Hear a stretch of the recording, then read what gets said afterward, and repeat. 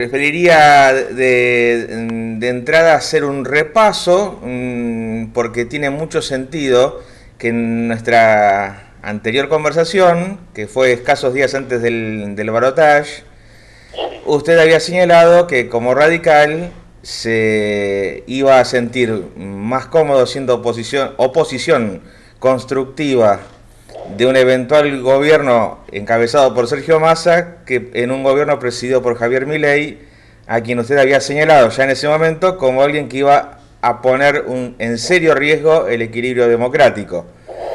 Digo, efectivamente. 6 meses después y con la gestión Milei ya a la vista y ahora con una ley bases convalidada en su gran mayoría y otorgándole facultades especiales a alguien que recientemente manifestó su deseo de destruir al Estado Nacional, ¿cómo ves esta coyuntura? Quiero saber si te reafirmás en aquello que habías anticipado y hacia dónde crees que vamos en los próximos meses. Bueno, primero, aquel diagnóstico que habíamos hecho en el lapso preelectoral Sí, se confirmó de hecho, sí, por dos razones fundamentalmente. Primero, porque el presidente de la República ha dicho y repetido públicamente que su ideología es de extrema derecha y que su objetivo consiste en convertirse uno de los dirigentes más importantes de la extrema derecha en el mundo. Eso que ha firmado lo está ejecutando, porque cada viaje que realiza al exterior, y ha realizado muchísimos viajes a Estados Unidos y a Europa, apuntan básicamente a darle prestigio frente a lo que podemos denominar línea ultraderechosa del mundo, con Vox en España, con el neofascismo en Italia, seguramente con Alemania va a ser lo mismo, con Trump en Estados Unidos, de manera que su decisión de ubicarse en el espacio de la extrema derecha es una decisión conocida, tomada decididamente y además en ejecución. Y en segundo lugar, como usted acaba de decir, el presidente reitera que es un topo metido dentro del Estado con el propósito de destruirlo. Es decir, romper el orden institucional. El Estado, como decía un jurista de importancia internacional, Kelsen, dijo alguna vez que el Estado es la designación metafórica del orden jurídico total, es decir, el Estado es un conjunto de leyes. sí. No se puede comprar un pedazo de Estado. El Estado existe jurídicamente hablando. Es un orden institucional. No hay ninguna sociedad que pueda funcionar sin la existencia de un orden institucional, alguna manera de organizarse, alguna manera de tomar las decisiones, alguna manera de debatir antes de tomar las decisiones. Todo eso es el Estado. Y por supuesto el Estado argentino tiene defectos, por ejemplo la inflación, el gasto improductivo, la ineficiencia, pero más allá de esos defectos, no está claro que el Estado es necesario para que la sociedad esté organizada. No hay ninguna sociedad en el mundo que carezca de Estado. Incluso algunos pensadores tan importantes como Rousseau identifican la existencia de la sociedad con la existencia del Estado. Entonces el presidente está profundizando la tendencia que yo había percibido antes de que fuera electo. Así es. Si a mí me preguntan qué pienso, yo digo, a un presidente que decide ser de ultraderecha y a un presidente que confiesa que quiere destruir el Estado, yo no puedo ser otra cosa que opositor, porque rechazo absolutamente los términos de centro derecha, de ultraderecha, y en segundo lugar creo que el Estado es un instrumento esencial que hay que perfeccionar, que hay que mejorar, que hay que corregir, pero hay que mantener, tiene que existir. Ahora, en ese marco me preocupa la Argentina, Sí. porque el presidente de la República está aplicando una política de ajuste del gasto que pasa fundamentalmente por restringir el gasto a hachazos, cortando todo lo que se pueda cortar, sin demasiada precisión y sin demasiado pensamiento previo. Por eso algún economista importante calificó la calidad del ajuste como burda. Y por lo tanto el ajuste no solamente está produciendo efectos sociales duros, porque aumenta la pobreza, sino además porque está efectuada de tal manera que muchas veces se cortan funciones que el Estado debe desempeñar. En segundo lugar, el presidente de la República no se ocupa de la educación. El tema de la educación no está incluido en ninguno de sus proyectos. La Carta de Mayo no incluye la palabra educación en su texto. De manera que a mí me preocupa qué tipo de sociedad va a quedar en Argentina después de que Milei cumpla su mandato. Y me parece que el tipo de sociedad que va a quedar es una sociedad desigual, absolutamente contradictoria en términos sociales, con un sector minoritario de altos ingresos, una clase media extenuada y casi desapareciendo, y por debajo de eso una pobreza extendida que ya abarca el 53% de la población. Ese es el primer problema, esa es la primera preocupación que tengo. La segunda preocupación consiste en lo siguiente: no veo la alternativa. No veo quién está generando un proyecto político diferente del que está ejecutando el gobierno. Sí. En ese sentido digo, la pasividad social, lo que el gobierno considera como apoyo, que en realidad es tolerancia social frente al ajuste, es de tan gran medida motivado porque la gente no encuentra otro camino, la propuesta de un camino distinto.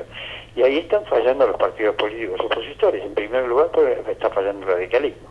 De manera que estoy ciertamente preocupado por lo que entreveo como la sociedad que va a quedar después de este proceso y lo que verifico que es el fracaso de la oposición para generar una propuesta alternativa. Juan Manuel, en ese sentido, días atrás, lo cual generó una respuesta de las habituales virulentas del propio presidente, hubo quizás una línea inicial de pensar en algo a futuro, que fue esos 160 legisladores que se unieron para sancionar una legislación favorable, aunque sea pequeña, prudente, pero favorable al fin para los ingresos de los jubilados. Que bueno, ya sabemos, es de público conocimiento cómo respondió el presidente y con qué adjetivaciones habitualmente groseras también se refirió a todos los diputados. Pero ahí quizás la pregunta va a ser en términos medios filosóficos y después la voy a concatenar con una carta que usted escribió días atrás. ¿Cree que quizás, y solo quizás, hay un mandato histórico que por distintas desacuerdos o desencuentros, que quizás sería, la población ya estaría reclamando que se haga borrón y cuenta nueva en términos históricos? Los dos partidos mayoritarios, que son ambos de origen popular, ¿tendría que empezar a conversar y a construir algo en conjunto? Yo creo que los problemas estructurales de la Argentina son graves, profundos. La pobreza es el primero. Sí. La falta de desarrollo es el segundo, la falta de crecimiento. La Argentina no crece desde el 2011. Sí. Hace 13 años que la Argentina viene retrocediendo en términos del Producto Bruto. El Producto Bruto per cápita es mucho más bajo que el 2011 por dos razones: porque el producto ha caído y porque la población ha aumentado. Por lo tanto, estamos frente a unos problemas estructurales graves. El problema de la educación en Argentina es un problema estructural grave. Sí. El problema de nuestro sistema de relaciones exteriores es grave. No sabemos dónde estamos ubicados. En este momento nadie sabe quiénes son nuestros aliados. Nos estamos peleando con nuestros dos mayores clientes, que son Brasil y China. Esto es insólito, no tiene ninguna razonabilidad. Por lo tanto, hay problemas estructurales que hay que solucionar. Los problemas estructurales se solucionan con políticas de mediano y largo plazo, aquellas que son más largas que un gobierno. Sí. Y por lo tanto hacen falta acuerdos. Los acuerdos son esenciales. Sin acuerdos es difícil salir de esta situación. Ahora bien, para llegar a acuerdos tiene que haber un punto de referencia básico. Todos los que apuntemos al acuerdo tenemos que estar coincidiendo en que la democracia es absolutamente imprescindible. Que sostener el sistema democrático en sus formalidades, pero fundamentalmente en sus esencias, es la condición necesaria para llegar a acuerdos. Y por lo tanto tenemos que tener un peronismo que se libere del autoritarismo kirchnerista y un radicalismo que vuelva a apostar con claridad y con fuerza a su histórica propuesta de socialdemocracia, a la que inspiró Alfonsín. A partir de la democracia consolidada, alrededor de su propio funcionamiento y de sus valores, será posible llegar a acuerdos. Posible y necesario. Sin acuerdos, la Argentina no sale de los problemas estructurales que tiene.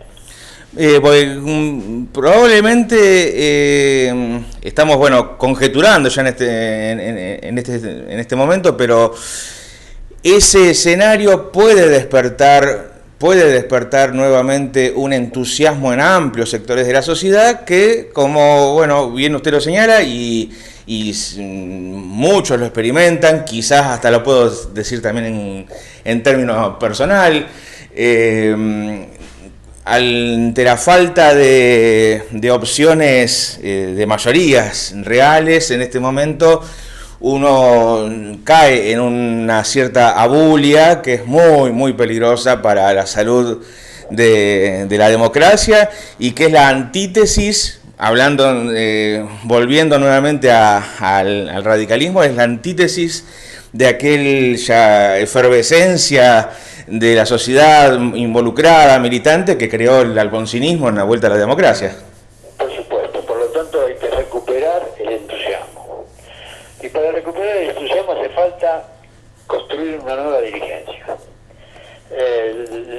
Hoy la dirigencia política argentina tiene un nivel mediocre de calidad. Me parece a mí que carece de grandes dirigentes. La forma en que Milei ejerce el poder agudiza la mediocridad, la profundiza, porque Milei tiene un lenguaje de tal nivel de agresividad y de grosería que disminuye la calidad de cualquier idea. Aunque tenga una idea buena, planteada en esos términos, puede ser ofensiva y degradante. Por lo tanto, Milei está marcando un nivel dirigencial bajo, y si no recuperamos nivel dirigencial, nos va a costar mucho más trabajo dos cosas. Primero, recuperar la confianza de la sociedad, y en segundo lugar, entusiasmarla, como usted reclama, para que nos pongamos en procura de un nuevo escenario nacional, de una nueva forma de afrontar la vida. Eso nos está faltando. Yo creo que no percibo en qué dirección mirar para fundamentar la esperanza de la aparición de una nueva dirigencia. Seguramente va a aparecer porque los países necesitan tener dirigentes, y la sociedad va a sentir la necesidad de contar con una dirigencia capacitada. Pero hoy me parece que eso es una carencia de la cual los radicales somos muy responsables, somos muy responsables, porque este partido históricamente proveyó a la sociedad argentina de dirigentes muy importantes. Y incluso con la llegada de Alfonsín proveyó a un dirigente tan importante que fue el autor de un proceso que reconstruyó la democracia en Argentina y terminó con la tutela militar que había empezado a ser en septiembre del 30. De manera que Alfonsín fue un ejemplo de dirigente capaz de transformar la realidad política nacional. Hoy necesitamos una dirigencia que esté dispuesta a transformar la realidad social nacional. Esto no significa, y vamos a ponernos de acuerdo, no significa pensar en un Estado deficitario, un Estado que gasta sin sentido, para nada. La eficacia operativa del Estado es necesaria con cualquier régimen político. Y por lo tanto la democracia también tiene que tener un Estado que funcione eficazmente, que no gaste inútilmente, que no dilapide la riqueza de la sociedad. Pero el problema no consiste en fijarse solamente en el gasto público. También hay que fijarse en cómo se crece y cómo se distribuye el ingreso. Y para eso necesitamos una dirigencia política que esté dispuesta a proponer caminos de crecimiento y de distribución. Eso yo no lo estoy viendo en este momento. Veo dirigentes opositores muy asustados todavía por el triunfo electoral de Milei, y también asustados por lo que consideran el mantenimiento de un alto nivel de popularidad pese al ajuste. Me parece que eso hay que superarlo.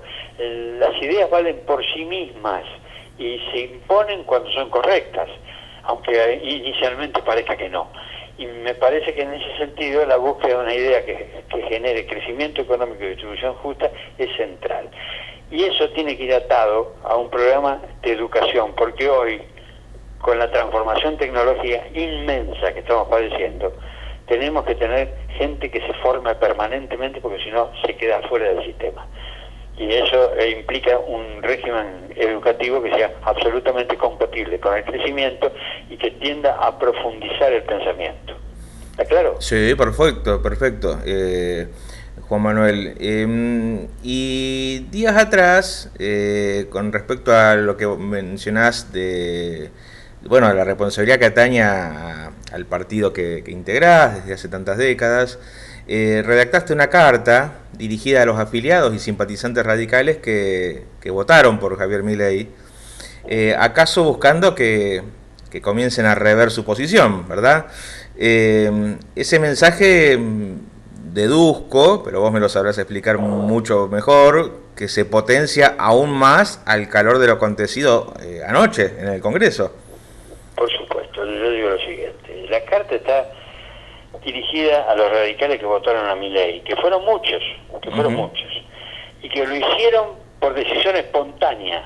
Hay que recordar que la conducción del partido en ese momento decidió la neutralidad frente a la segunda vuelta.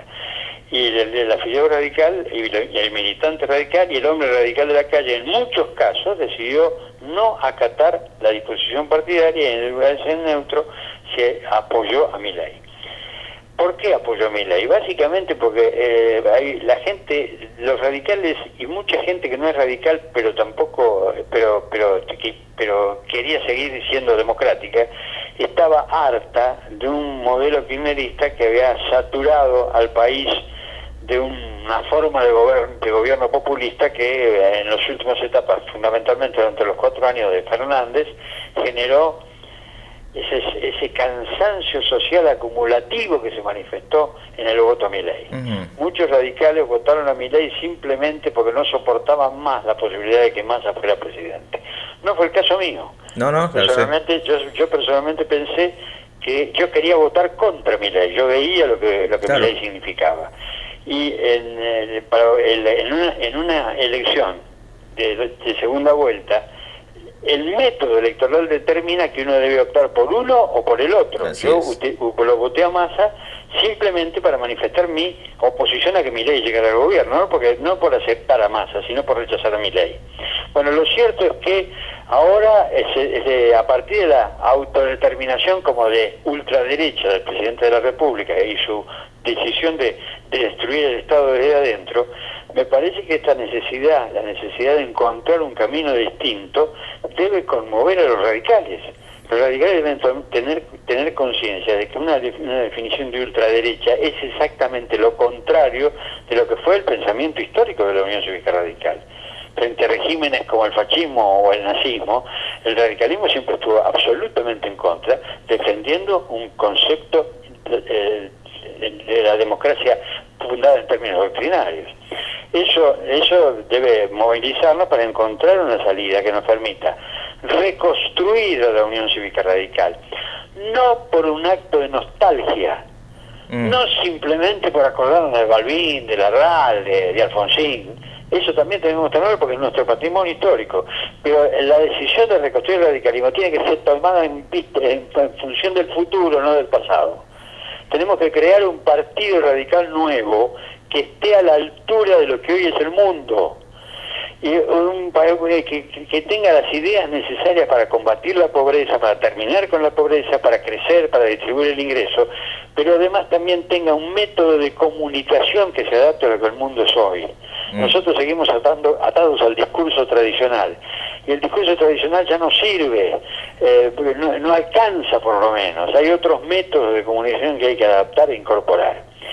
Las redes sociales, así como funcionan hoy, no son buenas, porque inducen al individualismo, inducen incluso a las afirmaciones anónimas, los insultos, las agresiones y la falta de control en las manifestaciones. Hay que buscar métodos de comunicación que sean positivos, que permitan transmitir el pensamiento y que convoquen que convocan a todo el mundo, empezando por los que más saben, son los que están preparados, los que salen de la universidad. Es una contradicción enorme que el radicalismo siga ganando las elecciones con franja morada, las universidades argentinas, y esa generación que sale de la universidad identificada con franja morada no termina siendo política a través del partido. Estamos restando al partido un material humano esencial. Eso hay que recuperarlo. La carta que yo escribí tiene como sentido, bueno, movilizar al radicalismo para que se vea hacia adentro y vincule ese hacia adentro con las necesidades del país. Es decir, el radicalismo debe reformarse hacia adentro para servirle al país del futuro. Eso es lo que quiero decir, a eso convoco. Para cerrar, Juan Manuel, parecería como que en forma simultánea, porque las urgencias se van a recrudecer en corto plazo, porque parece que los tiempos hoy en día están muy acelerados para las transformaciones y no necesariamente para transformaciones positivas. En paralelo, parecería que al mismo tiempo que el radicalismo, y en esto también podemos añadir al peronismo, que tiene su propio asunto interno, necesitan reconstruirse con paciencia y celeridad al mismo tiempo. También habrá que avanzar paralelamente en políticas de acuerdos lo más sensatos y democráticos y veloces que sean posibles, porque te lo dijo como modo de cierre, el propio presidente reconoció, quizás con un dejo, esto va de personal opinión mía, con un dejo de sarcasmo, que su proyecto, su política tiende a destruir el Estado Nacional, y en esas circunstancias cualquier otro Estado puede colonizar fácilmente a la Argentina. Es obvio. Una sociedad que no está organizada institucionalmente es una sociedad débil. Aunque tenga el ejército más grande del mundo. Esto es obvio, porque no tiene conducción política. Una sociedad que está desorganizada, que no tiene orden institucional, que no tiene un sistema de funcionamiento, es una sociedad débil, una sociedad que no sabe cómo tomar las decisiones, que no sabe quiénes son los responsables. Esto es básico. El funcionamiento del Estado determina cómo se toman las decisiones y quién las toma, es decir, quién es el responsable de las decisiones que se toman. En una democracia la responsabilidad de funcionarios es central, porque le tienen que rendir cuentas al país. Si no hay sistema estatal, no hay sistema de responsabilidad, no hay sistema de toma de decisiones, no hay conducción. Y un país sin conducción es un país débil, que está a merced de lo que resuelven los que tienen conducción y saben lo que quieren. La Argentina corre ese riesgo, especialmente a partir de que la Argentina es un territorio potencialmente rico. Sí, claro. Nosotros no somos una sociedad rica, pero el territorio tiene potencialidad de creación de riqueza, y por lo tanto puede ser un espacio que convoque a la ocupación. Hay que tener cuidado con eso. No estoy planteando temas de defensa, estoy planteando temas de existencia. Una sociedad no existe si carece de Estado, porque no tiene organicidad, deja de ser una sociedad. Lo que dice el presidente de la República es una grosería desde el punto de vista de la ciencia política. No hay sociedades sin Estado. El Estado podrá ser más centroizquierda, más centroderecha, más intervencionista, menos intervencionista, pero tiene que existir porque toda sociedad necesita gobierno. Una de las causas que creó la llegada de Milei al poder consiste en que una parte de la sociedad argentina se percibía que lo que estaba gobernando no era suficiente, no servía, era una derivación populista de un partido como el peronismo, que nació para defender la justicia social y se había convertido en un partido clientelar que necesitaba de la pobreza porque significaba voto cautivo. Eso lo digo en la carta. Sí. Ese desplazamiento del peronismo histórico produjo el efecto de que mucha gente en la calle me para y me dice: yo soy peronista pero de Perón, es decir, soy peronista del peronismo de la justicia social, no del clientelismo. Esa falta de presencia del peronismo en el campo social esa pérdida de presencia debilitó a la política argentina. Y la falta de radicalismo con una visión socialdemócrata también debilitó a la política argentina. Eso produjo la llegada de Milei.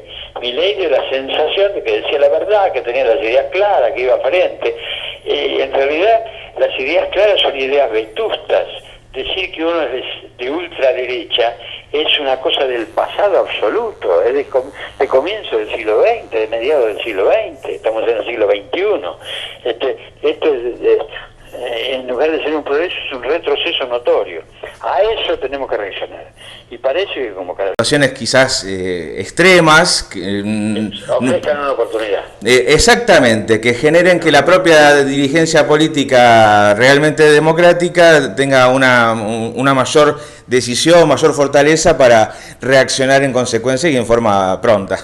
Bueno, le agradezco mucho la entrevista, la conversación y quedo a disposición. Bueno, un placer, Juan Manuel. Hasta luego. Hasta luego.